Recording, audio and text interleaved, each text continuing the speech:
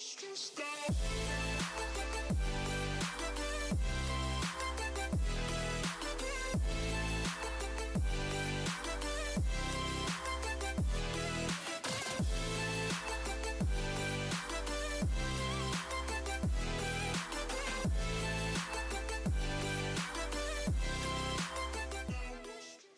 Canaday of VO2 Max Productions here with the 14th official installment of the Sage Running Podcast.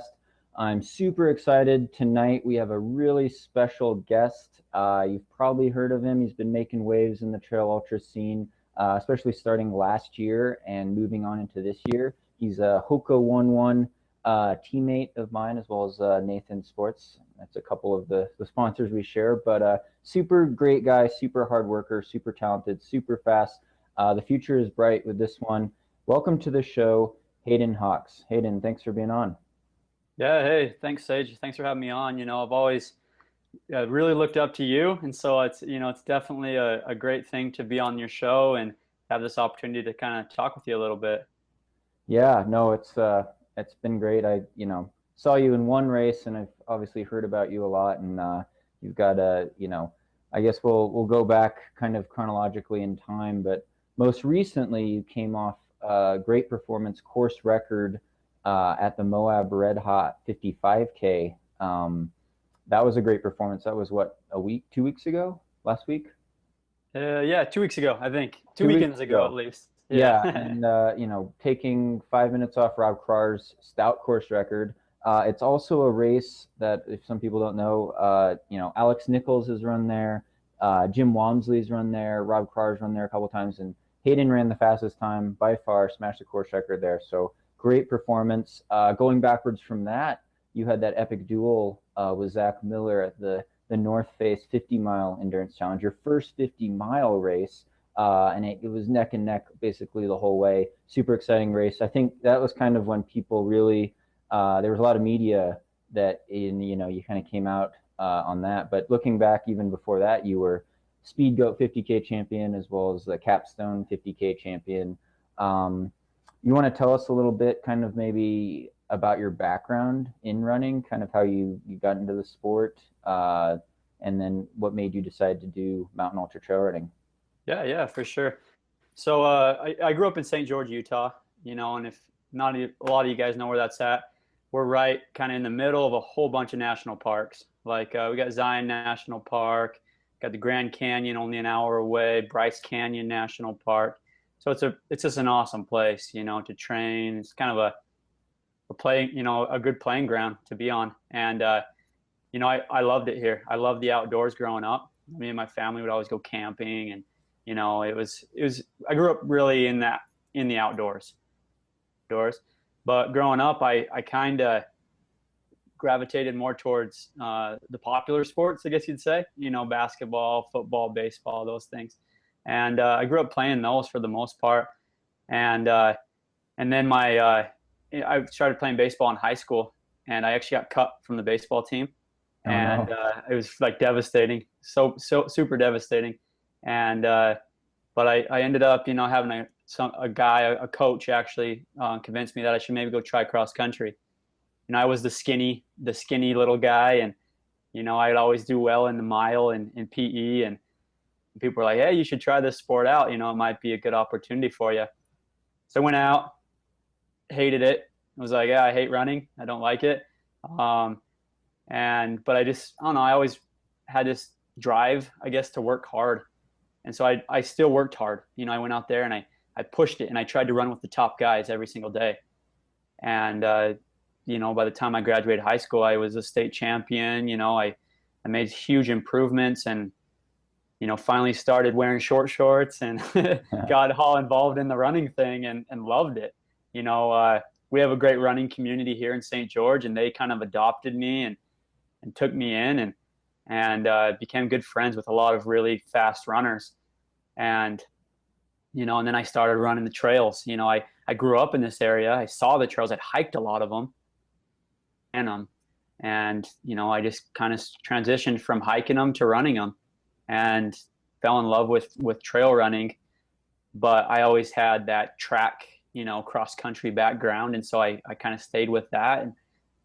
I ran at SUU, got a scholarship to run at SUU, competed there, and was an All-American at SUU. Had a really successful, I would say, track and field and cross country background at SUU, and but I kind of got worn out by the time college ended.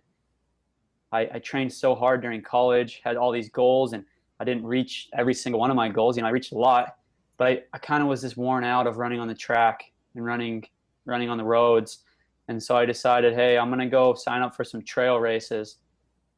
Signed up for the U.S. Mountain Running Championships out in New Hampshire. Ended up fourth, qualified for the U.S. Mountain Running team. And it all kind of triggered from there. I decided, hey, like, I love being on the trails. I love the mountains. I love camping. I just love the whole thing about just being out there. And so I just decided, hey, I think this is where I need to go. If I'm going to really continue to run the rest of my life, if I want to, I wasn't necessarily thinking about sponsorships or anything, but more a lifestyle. I wanted to run the rest of my life. And I knew that if I wanted to run the rest of my life, I needed to be on the trails. I needed to be doing what I love to do. And so that's why I got into the ultra running and trail running. And I've loved it ever since. It's been great. Nice. Yeah. Welcome to the mountain ultra trail scene. I could kind of relate to a lot of the elements of that story. And, you'd mentioned running on the trails, just, as regular training. I think a lot of people don't realize that, when you're training for track, when you're training for even road races and cross country, especially in the environment that it sounds like you were growing up in, you do want to gravitate towards naturally soft surfaces, places where you don't have to worry about getting hit by a car, and places where there are some hills, because it's just more fun. It's more fun to be on the trails, build strength. It's more scenic. The air's fresh. So, what kind of mileage were you putting in, if you like, roughly, just like out of curiosity, through like high school and then through college, would you say? Yeah. In high school, I wasn't, that high. We weren't a really high mileage program. I was maybe, I started off maybe 20, 30 miles a week. By the time I was a senior, I was doing maybe 60 miles. So pretty decent, I guess. A lot of that was because of that running community that adopted me, though. They were all marathoners and ultra runners. And so I would, go to practice in high school. I'd run 3 or 4 miles at practice. But then on Saturdays, I'd always wanted to run with the club. And so I'd join the club, and they'd be all doing marathon training. So they'd be doing, 15, 20-mile runs. And, at first I was kind of hesitant to do it. But then I just like loved being out there and running with the guys, talking and having fun. And I just kind of, just go out and run. And I'd end up doing a 20-mile run. Oh, oops, sorry. And my coach would kind of get upset with me, like, oh, you shouldn't be doing that much mileage. You're not running a marathon. But I just enjoyed being with the guys. I enjoyed having fun. That was high school. And then in college, we were a high mileage program. A lot of people might know SUU, or Southern Utah University, by Cam Levins. He was a 2-time national champion, and he was known for being a really high mileage guy. I think he ran up to like 180 miles a week or something in college. It was nuts. And I kind of came right after Cam. Right after Cam graduated, I was in that program. So our coach was like, hey, if Cam did it and if it worked for Cam, let's do it with you guys. And I was fine with it because I love running. I loved going out there and running. I probably didn't focus as much on school as running, because I should have focused a little bit more on school, but I just loved running. And so I'd go out there. And in college, I got up to, I think my highest mileage week in college was 160 miles a week. Wow, that's a lot for a college runner. Yeah, for a lot for a college. And maybe it wasn't as smart as, I probably shouldn't have done it, but it worked. I improved a lot in college. But I found out that it probably wasn't necessarily sustainable, for the rest of my life. And so I kind of dropped down after college a little bit, and now I'm starting to build back up a little bit because I see that mileage helps, especially in the ultra running world. But just like you said, in college, I did do a lot of road and a lot of track, based workouts and running. My senior year, and I was running those 150, 160-mile weeks, I started gravitating more towards the trails because I loved them for one, but also they were softer surfaces. And, it was just hard on my body to run 150 miles a week as a college athlete. So the trails would give me a little bit of break, and I felt like it would help me gain some power too, running up those hills and climbing mountains and stuff. Yeah, definitely. And just a quick rundown, talking about college, knowing how competitive it is at the NCAA Division I level. You were the Big Sky Conference champion in cross country, as well as a D1 All-American in cross country, I believe, which is really, really hard. I ran at nationals in D1. I was not All-American at all, but that was always like the dream. So, it takes, obviously you're a very talented runner, very fast, but you were also working extremely hard in college. And, I know a lot of guys in college, even running Division I, that either got injured or they weren't able to really run much more over 100 miles a week, balancing hard workouts. And you were, hitting 160 and putting in the work, and it got you fast though. Looking at your track times for our viewers, your 5K PR, and you could correct me if I'm wrong here, 5K PR is 13:51, and your 10K PR, really impressive time, 28 minutes, 53 seconds. So sub 29 guy, you're the fastest guy on the Hoka One One Ultra Trail team. We got a lot of fast guys on the team, but I think your track speed at the 5K and 10K is the fastest. So that's super impressive, and those are great college times. So the hard work paid off. Yeah, definitely. I mean, definitely paid off. And I think it helps me, on the trails to have that leg speed. It definitely helps. And I still focus on it today. I do some road-based workouts still. I do some track workouts still because I feel like I need to keep that foot speed up, because I think it helps me in the races for sure. Definitely. Let's talk about your first. I know you made the short distance mountain running team, which was kind of a springboard into mountain running.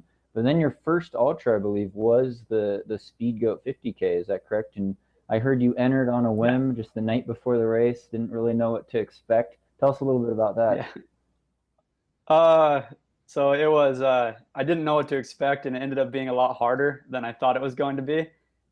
I kind of had a blind confidence going into it. I'd say I felt like, I'm a fast track guy. I have this fast background. I can go out there and I can do really, really well and, kill this course. But I didn't realize how hard it is to be a mountain runner. Like how hard it is to be a trail guy. Like sending up those hills is no joke, and it definitely caught me off guard a little bit, but, I just kept pushing through that race. So yeah, I did sign up the night before. I had a buddy who was running the race from here in St. George, and a few people, and they had been training for the race, and I went out on some training runs with them just to kind of like run, have some fun, and they kept talking about the race over and over and over, and it was, it kind of intrigued me a little bit, but I was like, no way, man, like I'm not doing a 50K anytime soon. Like ultra running maybe in like a couple of years from now, but not now. I want to do the short mountain stuff and, shorter trail races. And, but anyways, yeah, I was up, I texted the guy the night before the race and was just like, hey, good luck tomorrow. Have a great time.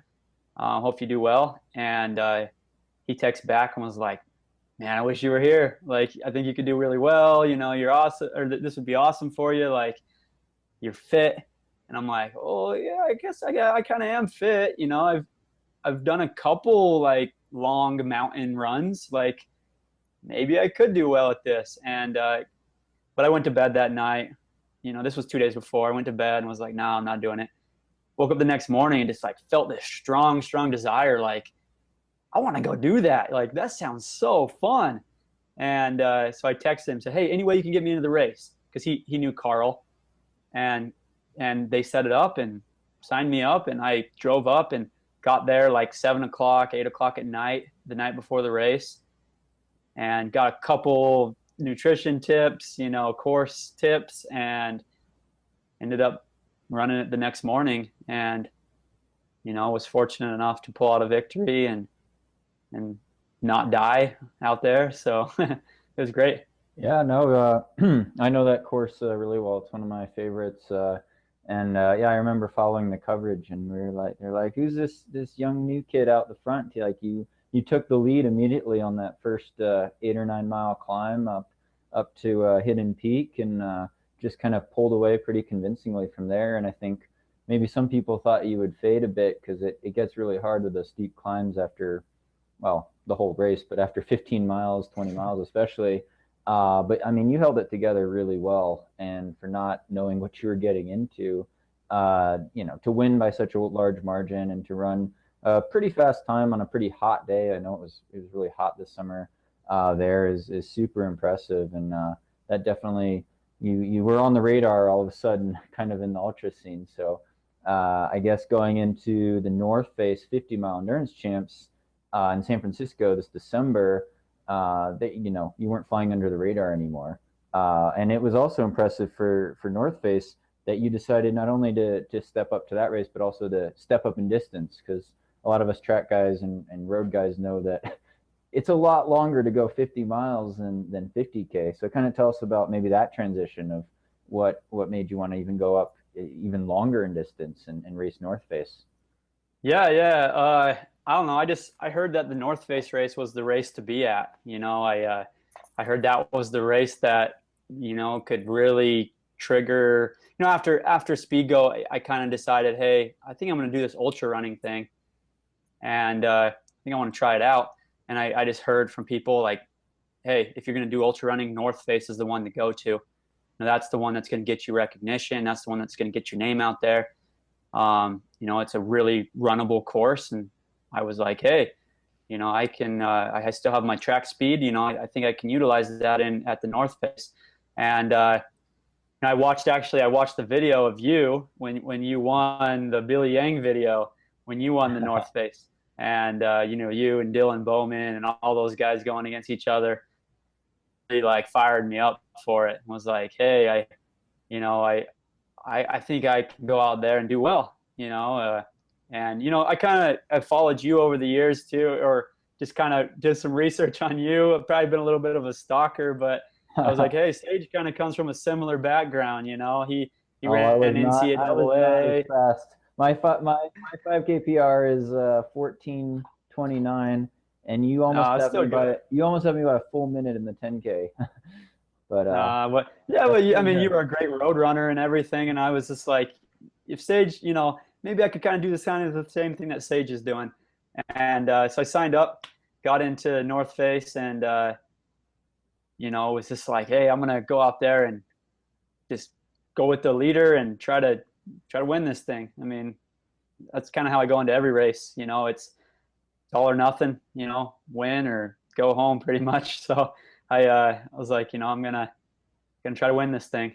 And I went out a couple weeks before. You know, got some advice from some people and said, hey, you should go check out the course. You know, why not? It's pretty cheap for me to fly to San Francisco, so I got like a super cheap ticket. You know, went out there, slept on my one of my cousin's floors, and just kind of checked out and previewed the course a couple weeks before, and was like, yeah, I like this course. You know, I think I can do well. And I was ready to go, you know, for the race. 2 weeks later, Jorge, another Hoka athlete, Dylan Bowman, Alex Varner. I went on a club run with them. They kind of, you know, gave me some advice and helped me out a little bit. You know, I owe a lot to them and other athletes that have just really helped me as I've transitioned into this sport. And I had a great time at North Face. It was an awesome race, an awesome experience to be a part of. Yeah, and for those that don't know, there's a lot of video footage of the race, some epic duels with Zach Miller, and you know, I had a backseat view of this for, well, maybe only the first 30 miles or so, but I remember seeing you guys going up Cardiac Hill at about mile 15, mile 16, and it was you and Zach just going back and forth, and you were a couple minutes ahead of this chase pack that I was in, and I saw your headlamps zigzagging up the switchbacks, and I was like, man, those guys are crushing it. And we got to that turnaround point around mile 25, 26, and I realized we were running, a sub 3 hour marathon or something, 250 marathon about for the first split, which is a big net uphill. You've already done 5,000 or 6,000 feet of climbing at that point, and I knew we were cooking. But you guys were super impressive, and just battling with Zach like that the whole way, just running in each other's pocket basically was really unique. And then he pulled away barely from you at the end, but it was still with what, a 2 minute margin, less than 2 minutes between first and second. And Zach has a lot more experience, obviously, running a lot of the 50-mile ultras and longer. He's one of the, I call a pure ultra guy, because he really specializes in that kind of 50-mile distance. But with your learning curve, I'd project a lot of more course records and wins for you in the future, especially as you increase in distance and get more experience. So I think that's a real good sign of things to come. And then after that, you jumped into Moab Red Hot course record. What is in your future? What are you looking at for this year? I know you're probably signed up for the Chuckanut 50K. Yeah, I'm signed up for that. So that's kind of my focus race actually for the spring is Chuckanut. I pick 4 races pretty much the whole year. Me and my coach, we sit down, we pick 4 races that we really want to focus on throughout the year. And we have quarters, where we do training segments leading into that top race. And then I take a little bit of a break and then kind of build up for the next one. And it's in 4 quarters there. And so Red Hot, I was super surprised with Red Hot because that wasn't a focus race for me. Like I did 150 miles the week before that race. Wow. I did 120 miles the week of the race. I was supposed to completely train through that. And my coach is kind of funny, but he texted me after the race and he's like, how the heck did you do that? Like you weren't supposed to be that fit yet. Uh-huh. He's like, you're supposed to be tired and broken down. Like, how did that happen? And I just was like, yeah, I don't know. I just felt good. It was, I just went out there and ran the best that I could and just felt good. But Chuckanut is my focus race for the spring, and hoping to go out there and do well. I know you're running it, I've seen, or yeah, right? Yeah. Now I'm getting so we can push it together. It's your focus race now. I was like, oh, you did Red Hot. That was just a tune-up. I seen the list at Chuckanut. I saw Dave Laney was on the list, who is the course record holder, I believe. And then I saw Max King on the list. I thought I asked him on Facebook if he was doing it, but who knows with Max, he might show up. But I'd say, given, as long as the weather is decent, there's a really good chance that course record could get lowered by quite a bit, I would say, on that course. And I think it'll be fun. It'll be fun to see you out there in 3 weeks. And I think it'll be a barn burner. And that's what we're looking forward to. So I think Team Hoker could represent really well.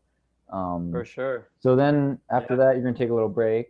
But then maybe not too long. Maybe like I'll probably still run, but it will be kind of just like some lower weeks.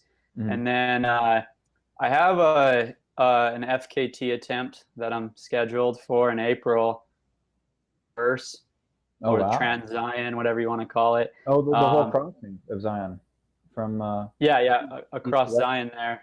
Oh, nice. So that's like a 40. What's the distance on that? 48 miles. Okay. Yeah. So I mean, it's right in my backyard. Like literally, I train on that course so much, and it's 15-20 minute drive from my house. So it's really easy for me to train on the course. And I, with the whole national parks thing that's going on right now, I just hope to raise some awareness for that as well. I'm a big supporter of national parks, and so I'm going to go out there and attempt that, and hopefully do well on that and kind of lower that FKT down a little bit.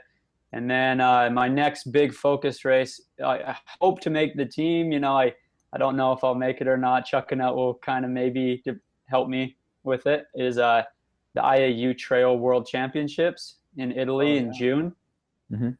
I'd like to go out there and represent the U.S. again. It was awesome experience doing it in short distance mountain running, and I'd like to go out and do that IAU, world championship, and hopefully bring home gold for the U.S. and maybe a world championship for myself. Um, and then the next focus race is ECC, and so that's in September 1st. I'm going to go out and do CCC. We should have a great group of Hoka athletes between UTMB and CCC, so that'll be a fun experience, and hopefully come out, with a victory there if everything plays like it should. And then back to TNF. That's the fourth focus race is TNF in December. I need, I don't know if it's redemption or what, but I want to win that race.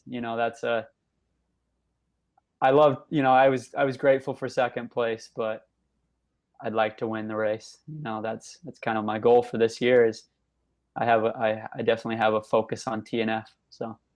Nice. Yeah, no, that sounds like a great schedule. I think, and getting experience, especially racing internationally. I know you've done World Mountain Running Champs already, but racing internationally is, as part of the UTMB series of races, CCC being kind of the second half of the UTMB course, and just going out to Chamonix. I don't know if you've ever been out there, but it's amazing. The mountains are totally different, and it's a spectacular race. But I'm sure if you're training the way you have been and racing the way you have been, you're going to absolutely crush it. So I think I hope so. That'll be really exciting to see. Super long-term focus. I think a question some people might wonder is, and I'm wondering personally, is will you ever go maybe back to a road marathon and try to qualify for the U.S. Olympic trials in 2020? I know in one interview you said you had tried to go after the track trials. You're thinking about doing the track Olympic trials, but now that you're an ultra runner, maybe I don't know if there's any interest in pounding the pavement for 26.2 just to go to the Olympic trials in 2020, or yeah, for sure. I'd love to be in the Olympic trials, and that's a goal of mine is to qualify for the Olympic trials for 2020. I feel like every aspect of running, I still have some love for the track. I still have some love for the roads. Running is just great in general, and I kind of want to be an athlete that is not only known on the trails, but known on the track still, and known on the roads, and just known as a good runner. Like not, oh, that's an ultra guy, or that's a road guy. Like I want to build the sport however I can, and really be an ambassador for this great sport of running. And so, a lot of people have been asking me about 100-milers, and so. And people wanted me to come out and do Western States this year, but I just don't feel ready for 100 yet. I still want to run some of these really prestigious 50Ks and 50-milers and do that, and 100K at CCC. And then, after probably next year, I might do 100, do my first 100, and then after that, kind of focusing a little bit on the roads again and try to qualify for trials for 2020, and then maybe come back to the trails after that, and I don't know. It's definitely something I'd like to do, I like where your head's at. I could relate to that, any surface, any distance. I think it's super impressive when guys show that kind of range, even the range within the mutt running realm, making the short distance mountain running team, then also doing 50 miles, 50, 100 Ks, and picking the most competitive ones to do, which it seems like you've definitely been doing. And, I'm still learning my hand at hundreds. I've been horrible at hundreds. So I can relate to the idea of you're young. Would you just turn 26, 27? Yeah, 26. Yep. 26. Oh, you're only 26. So, you're super young in the sport, super new. Like, you could definitely, put 100 on the back burner, get points for UTMB in the future. That's going to be really lucrative. And I think going out to Chamonix this summer, or racing mountains in Italy, or, Switzerland, all places in Europe, is going to be really good experience for you. And you're just going to be so much more dialed and so much more stronger in those mountains. And then, with your track speed, you could probably qualify really fast in a half marathon, even for the Olympic trials marathon. But I think that's really cool to see that you want to mix it all around. It's all just a sport of distance running, and you pick the competitive races and really try to push the envelope. So, that's really admirable, I think. Oh, thank you. Like I said, I enjoy it, and that's why I do some road stuff still. I did a 10-mile road tempo a couple of days ago at like 4:56 pace. Wow. I'm still trying to keep that speed up because I do have goals in the marathon and maybe even the track. Maybe I'll jump into a track race sometime. I don't know, but my main focus, I'd say, is the trails. But then, throwing in a few races here and there. So. Yeah, definitely. Okay, more serious question here, and I asked this on to all my guests actually when I had Mike Aish, Olympian Mike Aish, on the show. It was all about this, but it's kind of a sensitive topic, something that really grinds my gears in the sport. It's performance-enhancing drugs and doping, especially in mountain ultra trail running. We've seen a guy at UTMB even who was busted for synthetic EPO. What's kind of your take on that? Do you think, is there an easy solution? I don't know what, as a guy who works really hard and is an honest hard worker, and does that affect you at all, or what do you think about that? Oh yeah, I mean, it kind of pushes my buttons a little bit, when I hear about these guys doping, because it's not needed. It shouldn't be in our sport. Like it's just absolutely horrible, when you see these guys, finish these high positions, and then you find out it's all because of doping. Like you said, you're the same way, and we work our butts off. We go out there, we work day in, day out. Put the grind in every day. Buddy, like, be doing that. It's just it really frustrates me and upsets me. Especially coming from a track background and from a road background, like it's kind of a lot more prevalent in those sports, and it's always just kind of like hit me right here, to see that. But I do feel like we do need um, drug policies. We do need some stricter testing. I don't feel like maybe we test enough.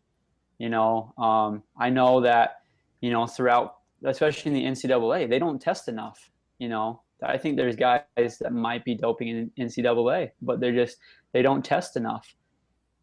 And so I do think that we do need to fix that. We need to work on that. I'm all for a clean sport and making sure that that our sport stays as clean as possible. I'm an ambassador for that, and I hope and I pray that people will, listen to their conscience and realize, like, that's just not good. It's not a good thing to be involved with.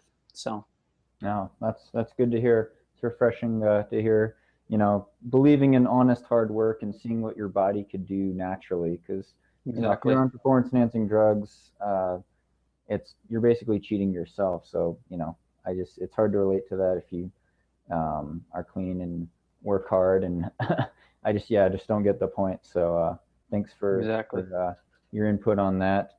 But closing out this podcast, let's see, we've talked about your future goals, your training, any more, maybe we'll do some sponsor plugs, I guess, or how people could find you and follow you on social media. Actually, we got to do that. I know you want to go ahead and tell them some of your social media pages. I know you're on Twitter, Instagram, Strava. Yeah. We'll put a text up too for the YouTube video so people could see the text, but you could just tell them what your social media handles if you want people to. Yeah, for sure. So I'm sponsored, by Hoka One One. I'm also sponsored by Nathan, Nathan Hydration. I do have a local sponsor that, they kind of do my supplements and some other great stuff. They've supported me for years. St. George Running Center. I'm really loyal to those guys as well. And then, but yeah, my social media handles, I guess I'm always trying to build, being a new guy, I'm always trying to build my followers. So yeah, check me out. Like I got some cool pics, of me running in Zion National Park, different stuff like that. My Instagram handle is Hawks underscore Hayden 1. And Twitter is the same thing. If you type in Hayden Hawks on Twitter, Instagram, Facebook, the one with all the running photos, that's me. And so it's pretty chill. I just follow me, and I'd love to follow you, I guess. So Yeah, no, I follow you. So yeah, I know you've got great pictures running in Zion, running up mountains all over Utah, and soon all over the world. I'm sure you'll get some great pictures mountain running this summer. for sure. But also just really inspiring, super fast training workouts. If you're into the metrics, you could check out his super fast workouts. He's throwing down, as well as really high mileage weeks, really pushing the envelope, breaking course records. So really exciting to see what the future holds for you. Look forward to seeing you at Chuckanut in 3 weeks, as well as hanging out in Chamonix over the summer. And yeah, I'm super pumped you're on the Hoka One team now, Mountain Ultra Trail team, and just building on that really great base of all around runners. And I think you're gonna really get a lot of course records and a lot of wins in the coming years of the sport. So it's an honor that you're on the show. Thanks so much for taking the time. Really appreciate it. Any more plugs, or you think we got that covered? I think we got it covered, man. I just want to thank you again. Like you're definitely an inspiration to me. You've really helped me in the sport, and you've helped me to just see what it takes to be an ultra runner. To be an ambassador of this sport. And so, I'd just like to give a shout out to you too for being such a great guy and a great teammate. It's awesome, the support that you give us. The new guys like me, we're kind of new to this sport. We're trying to learn how to do this whole thing, and to see guys like you and the example that you set is awesome. So thanks for that. Thanks, man. No, I really appreciate it. And yeah, thanks so much for being on the show. To all the listeners, definitely subscribe. Check us out on the YouTube video, or if you're listening on iTunes, Sage Running Podcast. We've got more episodes to come. Big thanks to Hayden, and definitely stay tuned for more.